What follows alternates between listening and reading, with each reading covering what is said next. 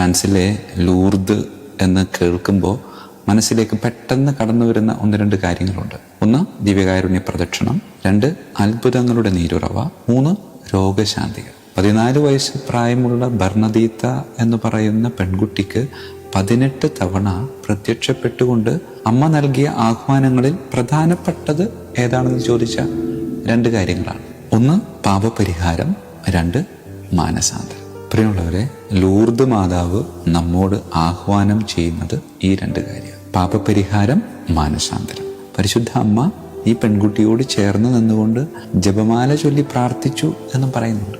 പരിശുദ്ധ കന്യകാമറിയം ബർണദീത്തായിക്ക് പരിചയപ്പെടുത്തുന്നത് ഞാൻ അമലോത്ഭവയാണ് എന്ന് പറഞ്ഞുകൊണ്ട്. അതായത് നമ്മൾ ഓരോരുത്തരും അമ്മയിൽ മാത്രം നിലനിൽക്കരുത്, മറിച്ച് അമ്മയുടെ ഒരു ആഗ്രഹം എന്ന് പറയുന്നത് പുത്രനിലേക്ക് വരിക എന്നുള്ളതാണ്.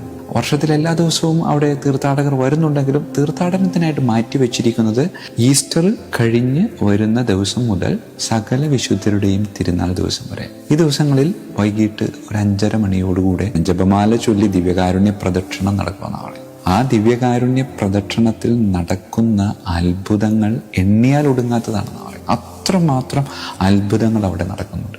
അമ്മ ഒറ്റ കാര്യമാണ് നമ്മളോട് പറയുന്നത്: പാപത്തിൽ നിന്ന് മാറി മാനസാന്തരപ്പെട്ട് നന്മയിലേക്ക്, ആത്യന്തികമായ നന്മയിലേക്ക് തിരികെ വരാൻ. ആത്യന്തികമായ നന്മ വേറെ ഒന്നുമല്ല. അമ്മ നമ്മോട് പറയുന്നത് അതെൻ്റെ മകനാണ്. അമ്മ പറഞ്ഞില്ലേ, ഞാൻ അമലോത്ഭവയാണെന്ന്.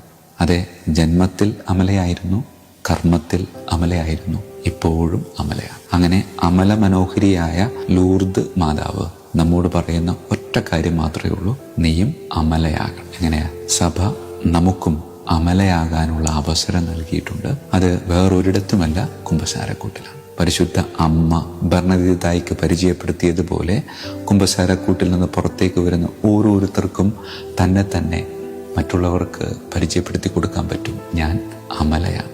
അമ്മയുടെ പദവിയിലേക്ക് ഉയർത്തിയിട്ടാണ് പുത്രൻ കുമ്പസാരക്കൂട്ടിൽ നിന്ന് നമ്മെ പറഞ്ഞു വിടുന്നത്. പക്ഷേ അമ്മയുടെ പദവിയിലേക്ക് ഉയരാൻ എളുപ്പമാണ്, പക്ഷേ ആ ഉയർച്ചയിൽ നിൽക്കുക എന്ന് പറഞ്ഞാൽ വളരെ ബുദ്ധിമുട്ടുള്ളൊരു കാര്യം. അതുകൊണ്ട് പരിശുദ്ധ അമ്മ ലൂർദിൽ 14 വയസ്സ് പ്രായമുള്ള ഒരു പെൺകുട്ടിക്ക് പലതവണ പ്രത്യക്ഷപ്പെട്ടുകൊണ്ട് ഞാൻ അമലയാണ് എന്ന് പ്രഘോഷിച്ചപ്പോൾ ആ അമ്മ നമ്മോട് വ്യക്തിപരമായി പ്രഘോഷിക്കാൻ ആവശ്യപ്പെടുന്നത് നീയും അമലയാണ് എന്നാണ്. ഈ അമലയായ അമ്മ ഞാൻ അമലയായി ജീവിക്കാൻ എന്നോട് ആവശ്യപ്പെടുമ്പോൾ അത് എൻ്റെ ഒരു വ്യക്തിപരമായ ഉത്തരവാദിത്തമായി എടുത്ത് കുമ്പസാരക്കൂട്ടിലൂടെ ഞാനും അമ്മയെപ്പോലെ സാധിക്കുന്നത്ര ആ ഒരു വിശുദ്ധിയിൽ ജീവിക്കാനായിട്ട് പരിശ്രമിക്കുമെന്നൊരു തീരുമാനം എടുക്കാം.